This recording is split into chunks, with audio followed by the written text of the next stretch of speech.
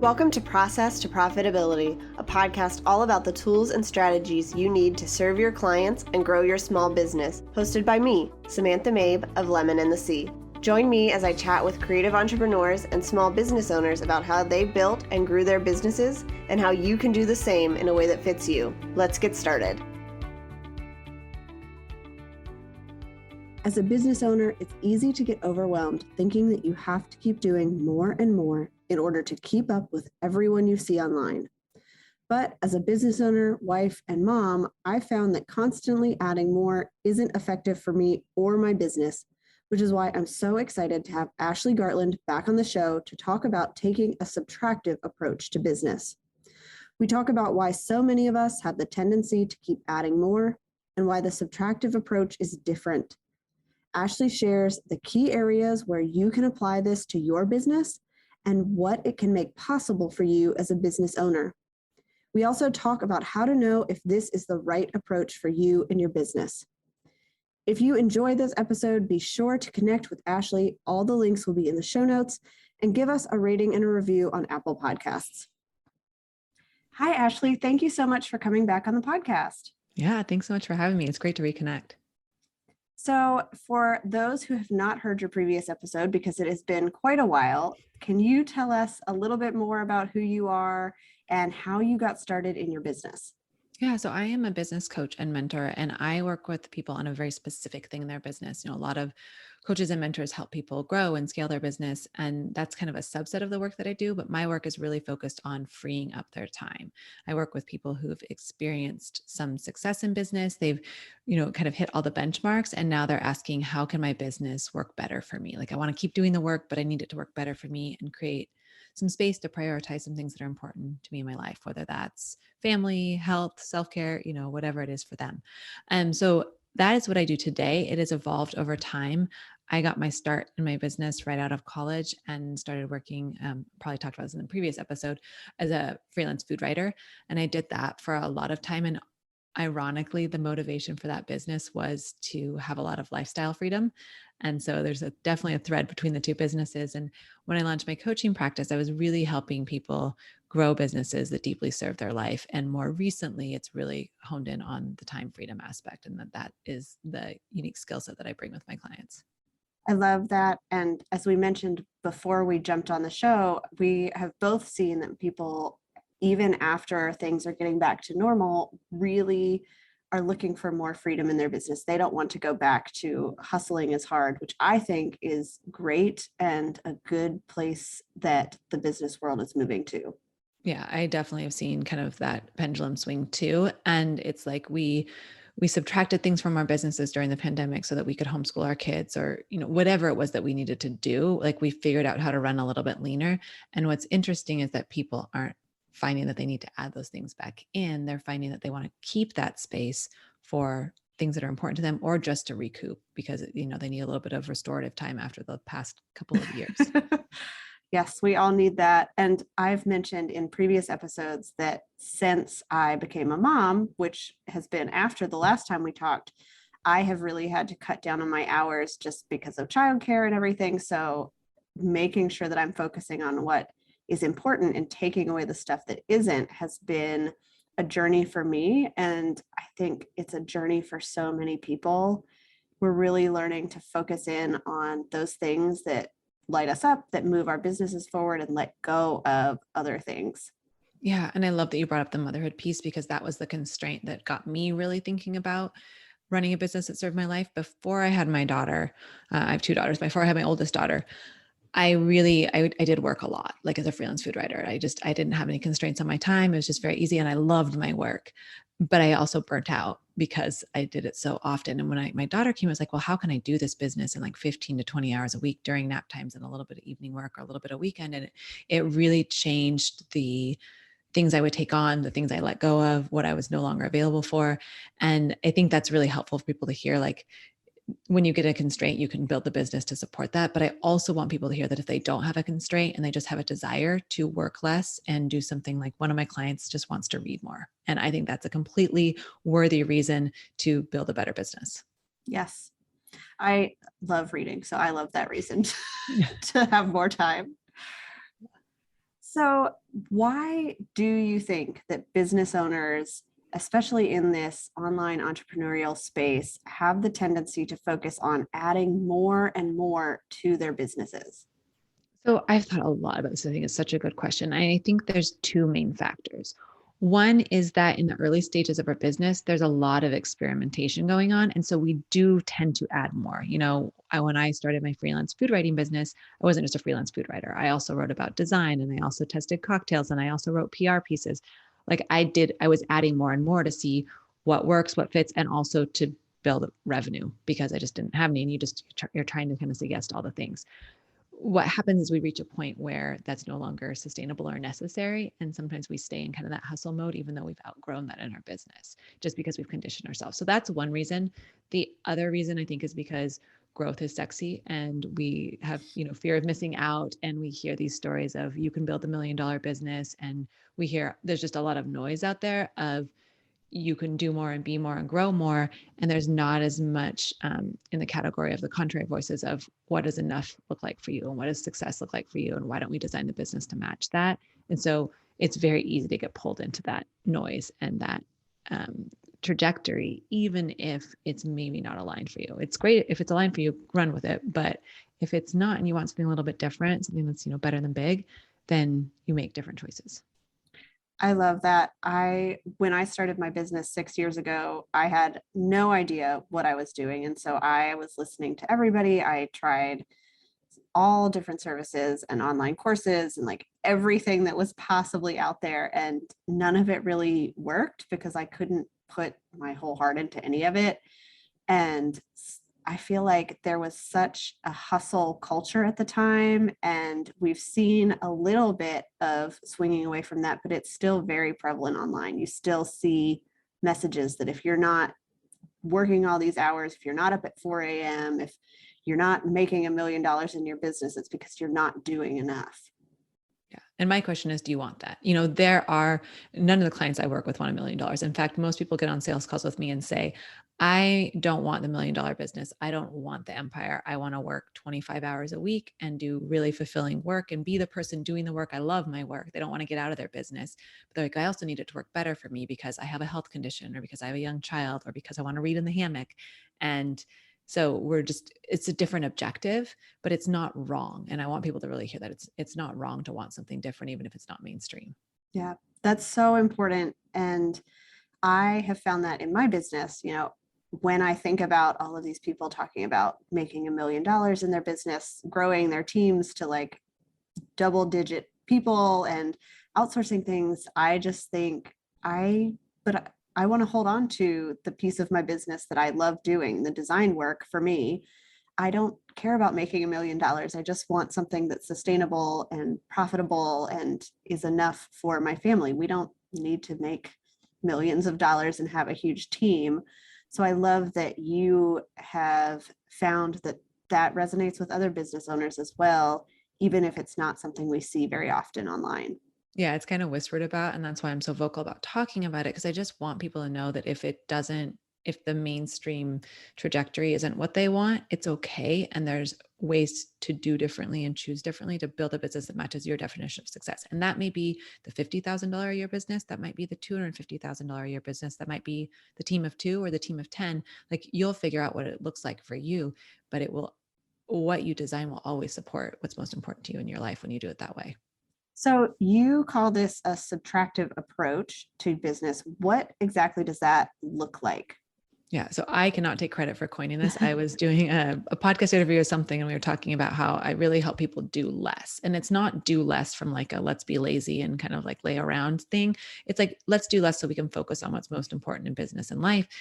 And I started talking about how I help people subtract services and let them go, or let go of marketing activities that aren't working for them, or let go of software that they don't need that's cluttering their business, like all that stuff. And she's like, the host was like, it looks like you take a subtractive approach, like such good language for what Mm-hmm. I do. And so really what it is it's kind of like dumping all the things that you have in your business, all the services, all the activities, the strategies, and just asking, do I need this? Do I love this? Is this working for me? And if it's not, and it's not aligned, then we look at what does that look like to let that thing go and start subtracting some stuff so that what's left is what you really want to do and be focused on and what really works for you. And then you're not doing so much. So, what are some of the areas that people you see frequently using this approach for in their businesses? Yeah, I would say that 99% of my clients, our conversation starts with their services. And like you shared at the beginning of your business, you tend to try out a lot of different services. And it's like we kind of forget to get rid of them. We just kind of keep them and keep going. That was certainly true for me. Or you're told that in order to grow your business, you need to have, an entry-level service and a mid-level service and a VIP service. And that can work for people. But one of the things I really want my clients looking at is, do you love all your services? Do they all bring you profits? Are they all sustainable? Like, do they all make sense? Like, let's look at them and audit your services and see what's not working. And almost always my clients will say, I have this thing that I do that drains me, that takes up tons of my time, that leads to massive scope creep. I don't like this. I don't want to do this component of my business anymore. And we start exploring, well, what does it look like to let that go and just focus on what they love? So like 2 examples would be, I worked with an interior designer on her services, and she did, interior design for living rooms and offices and bedrooms and stuff. And she also did it for bathrooms and kitchens. And she said, when I do bathroom and kitchen projects, it's a nightmare and I hate them. And I don't want to do them anymore, even though they're profitable. And even though I have demand for it. And so we got rid of that and reworked her other services. Like we could have reworked the kitchen design service to make it work better for her, but she's like, I don't want to do it anymore. So we subtracted that, and she has freed up massive amounts of time, and she's also grown. It's not always a side effect, but she's also grown by doing that. And then the other one is a website designer or a branding professional, and she did website design as well. And doing both for her, like she's trained as a website designer or as a branding professional. And, the website design was more of a additional service. And same thing. I don't like it. It leads to scope creep. I don't want to do it anymore.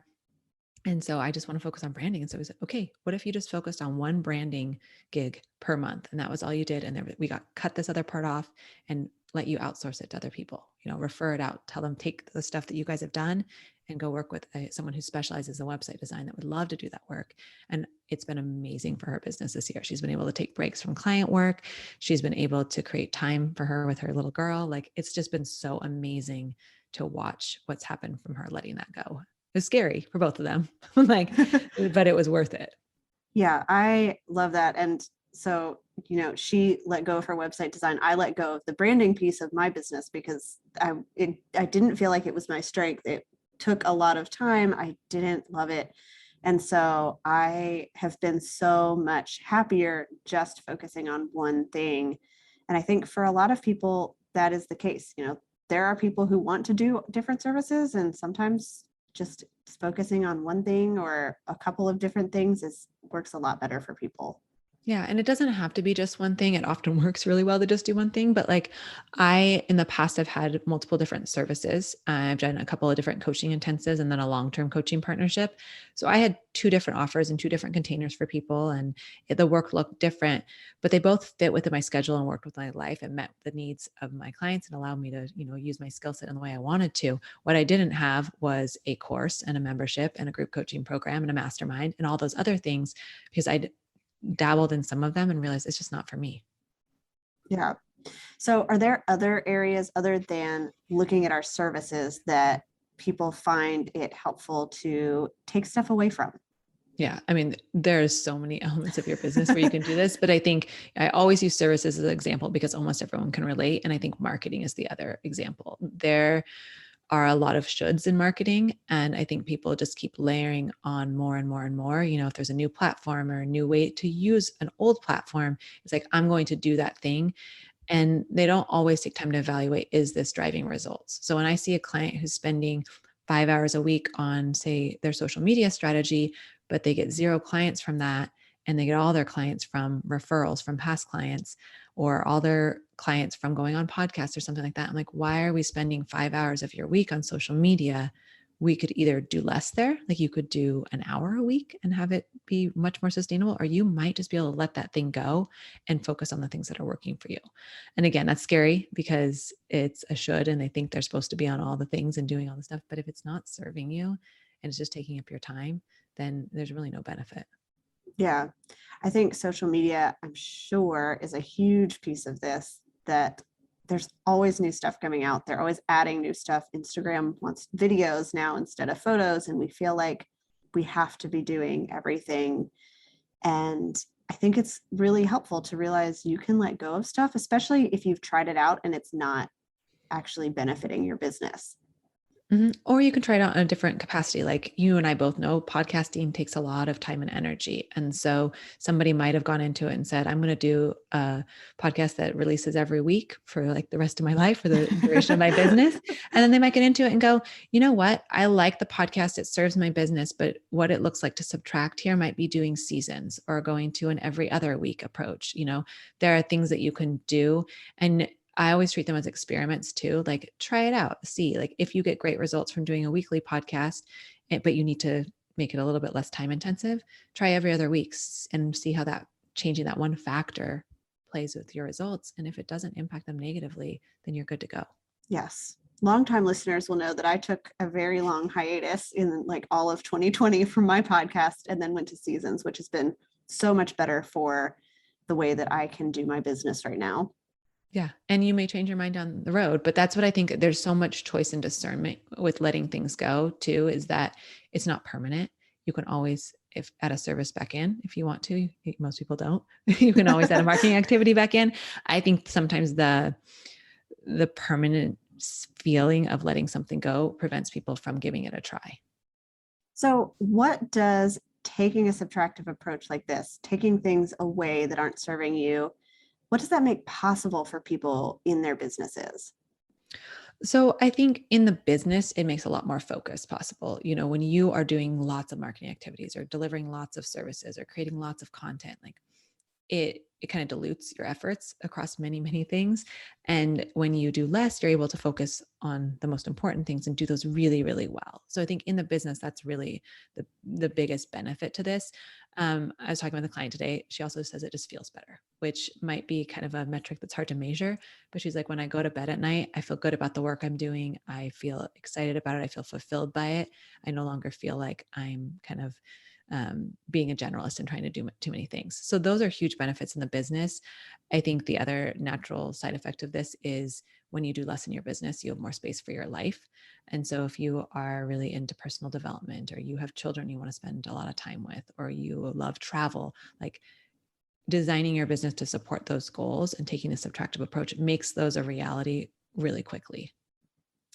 Yeah. And so many people get into business because they want the freedom and flexibility, and then it kind of disappears when you are trying to get started and you're doing all the things. So this is really getting back to that goal that people had when they started. Yeah. And asking what was that goal? Like what we were talking about, the kind of the noise, right? And so it's really easy to be in circles and hear like, well, you should want the $1 million business, or you should want the 6-figure business even. And if that doesn't support your goal of freedom and flexibility, and enough to you looks like, the $80,000 a year business, but you work 25 hours a week and have tons of time to do the things you love, then that can be your definition of success and what you design the business for. Do you find any like major mindset hurdles that come up for people when they are looking through this? Yeah. So like people get I'm nodding my head. So I have an entire, it's funny. I said I didn't have a course. I don't have a traditional course. I have like a podcast audio course that really talks people through the mindset piece of doing less, because there was so much work that I was doing with my clients around their services and their systems and their schedule and their time management and their team building and like all those things that contributed to running a leaner, better than big business. But at the same time, the conversations I was having with them also talked about things like people pleasing and over delivering and overthinking, like a lot of stuff that they have to be able to address and lean into and overcome in order to run a business that really works. So I think when it comes to specific mindset issues, one is the belief that more is better. I think, we've kind of addressed that, but highlighting that specifically is that when people think that more is better, then obviously they add more and more and more stuff. And then they end up with this business that overworks them. When they believe in enoughness and they believe that less can be more, they design a very different business. So that's one. And then I think the perfectionism and people pleasing kind of category also comes up a lot for people, where they fear that if they aren't really over delivering and overachieving in their business, that the business isn't going to survive. And that's just not true. Like the same client I was just talking to today was talking about how the more boundaries she's put in place, the more she said no to, the more she's protected her time and energy, the more engagement and respect she's gotten from her clients, and the better the outcome is for them, because she's showing up as a like full human who's able to do the work versus someone who's drained and overworked. Yeah, I'm nodding my head because as I have transitioned to working very limited hours, at first I got some pushback from clients because they were used to having me on call all the time. But over time, as I've made it really clear, like it hits 1 o'clock and I don't answer my emails. I don't respond to things. I'm not going to answer your phone call if you call me, no matter what time it is. So they have learned, and that's really led to them respecting my time better. And in a way, it's better for them because they can outsource the things that I really shouldn't be doing. They're finding other people to take those pieces. And setting the boundaries and sticking to them for a while really helped, because at first I was like, oh no, everybody's going to be upset. But really, as time went on, they realized that this is what's best for me. And so many of them have families and they understand that this is part of how you have to live your life. Yeah. Thank you for saying setting the boundaries and sticking to them. Like that's the thing that I think when you have really leaky boundaries, when you set them and say them once and then you bend every single time, you're never going to get to that place where things are better and more sustainable. So you've got to do that even if it's uncomfortable. And even if you have to kind of redirect people, if people are stepping over the boundary around communication, you just have to remind them, I'm not available past 1 p.m. Like if you contact me by text, I won't answer, but email's great.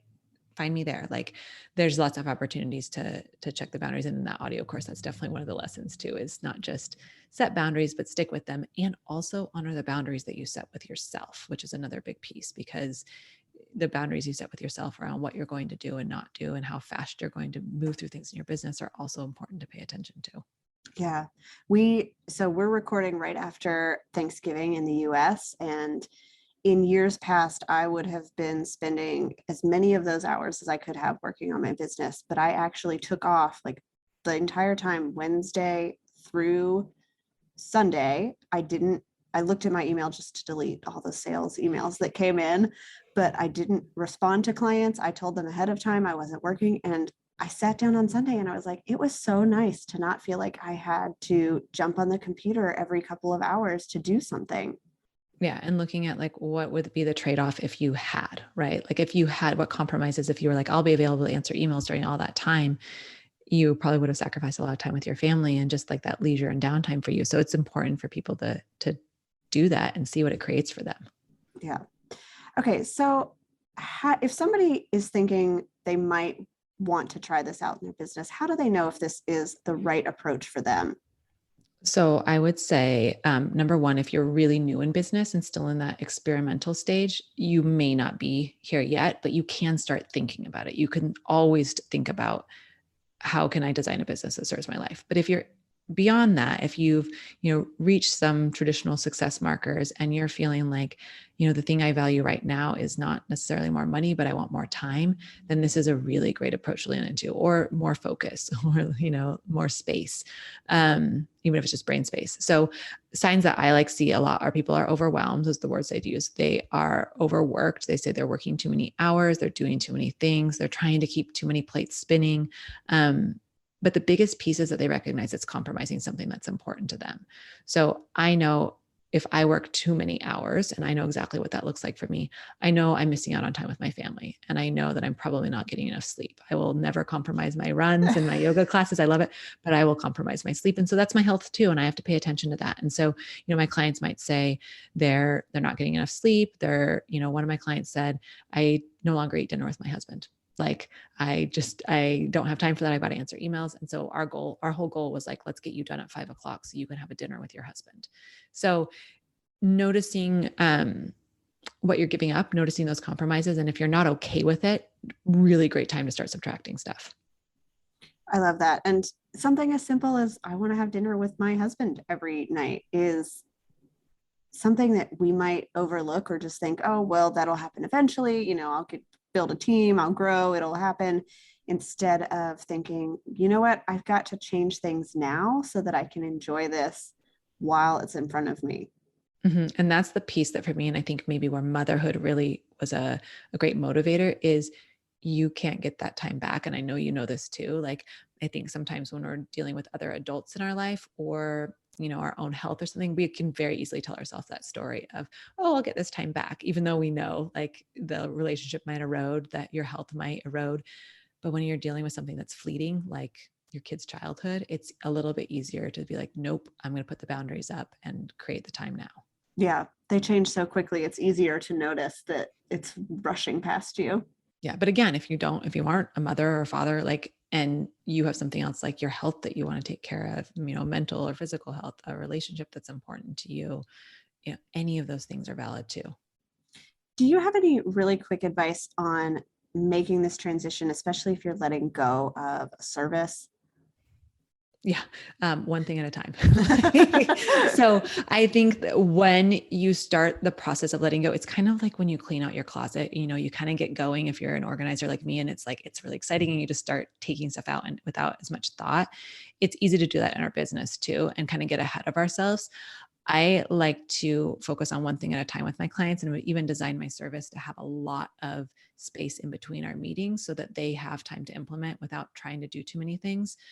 So if you're going to let go of a service, focus on that. If you're going to create time freedom by bringing on a team member, focus just on that. If you're going to set up some systems in your business to create time freedom, make that your focus for a quarter. Like, unfortunately, you don't create time freedom overnight. I wish I could promise that to people, but you create it by focusing on different areas and letting some things go and giving yourself time and space to implement, and then addressing the next thing. So biggest piece of advice is pick one thing, make it your focus, and see it all the way through before you take on something else.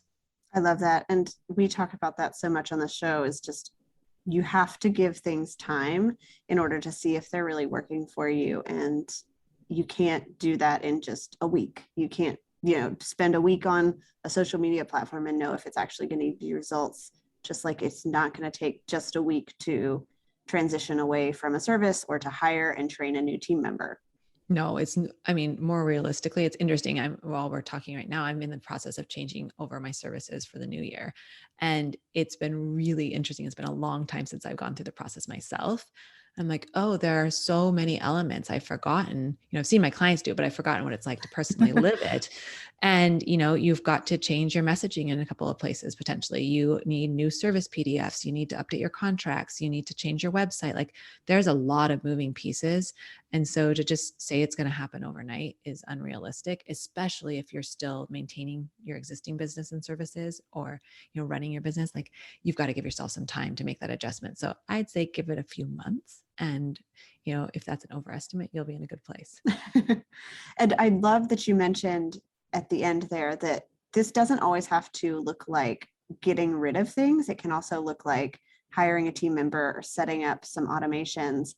It's all about what's going to work for you in order to run your business better. Yeah, I think there's lots of different levers to pull. And so like the way I do this work with my clients now is we do deep dive intensives and we pick different areas of the business to focus on. I find that when you're kind of jumping around a lot in different coaching sessions and tackling a little bit here and a little bit there, it's not as effective as saying like, we're going to spend this quarter working on your systems. We're going to spend this quarter figuring out how your delegation plan and who you need to bring on to support you in your business. We're going to figure out your schedule this quarter and figure out what works and what we can adjust to get you from working 40 hours a week to 25 hours a week. Like, these are all things that they're going to work on, but we're, again, not going to do them all at once. Yeah. So as we wrap up today, is there anything else that you wanted to share about a subtractive approach to business and having people do this for themselves? I think the biggest thing that has been really helpful for me is having a lot of evidence that I can show my brain, this is safe to do. This is okay to do. There are people out there doing it.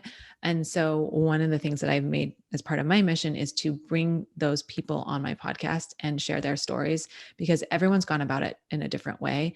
And my hope is that by sharing lots of different approaches to creating more time freedom and building a business that's better than big, that you can borrow from those and try on different things and see what works for you, and then create a business that matches your definition of success. So I think that's the biggest thing is to go out there and surround yourself with people who understand what you want and learn from their stories.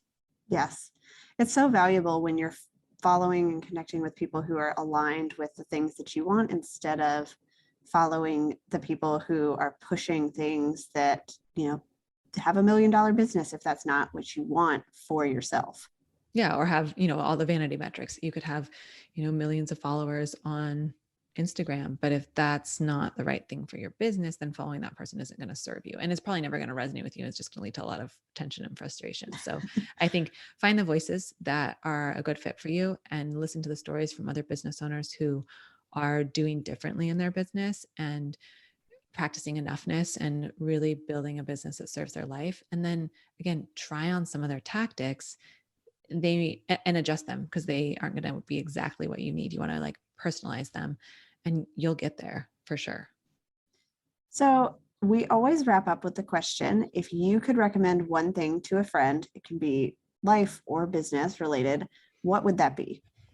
I've talked a lot about the enoughness and the definition of success. And this is something that I think is so important for people to do, and not just once, but, in every season of your business or every year, kind of thinking what you want, and also broadening your definition of success, where you can absolutely name a revenue number that you want to hit, that you want to grow to, or that you want to maintain in your business, but also think about, what do you want your business to make possible for you? What kind of hours do you want to work? What kind of breaks do you want to have throughout the year?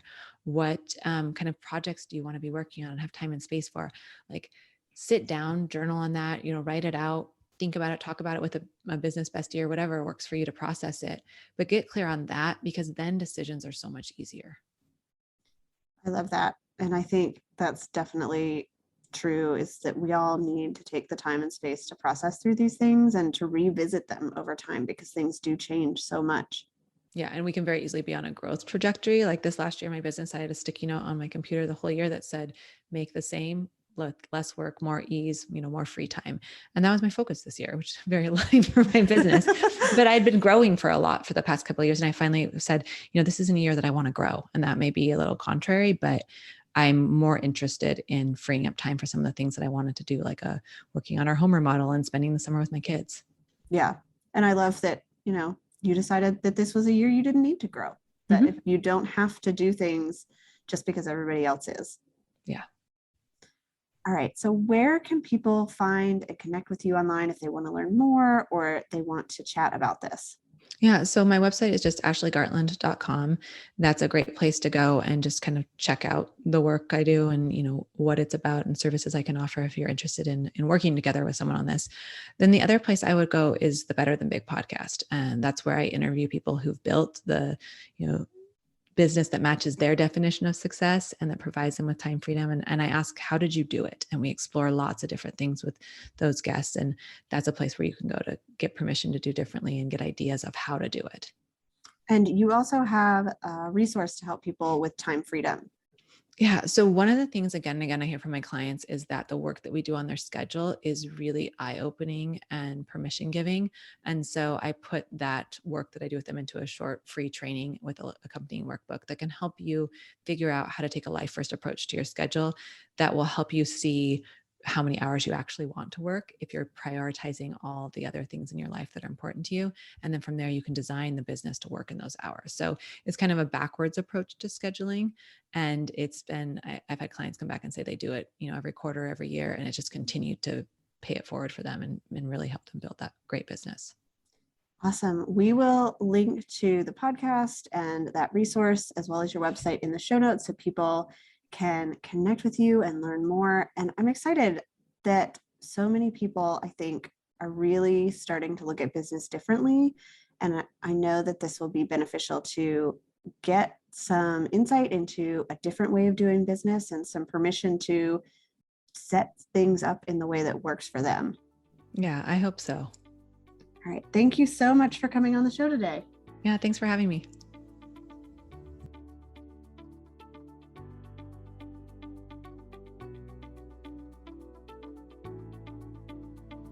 Thanks for listening to Process to Profitability. Please take a minute to leave an honest review in iTunes so that I can help more small business owners and creative entrepreneurs find the show.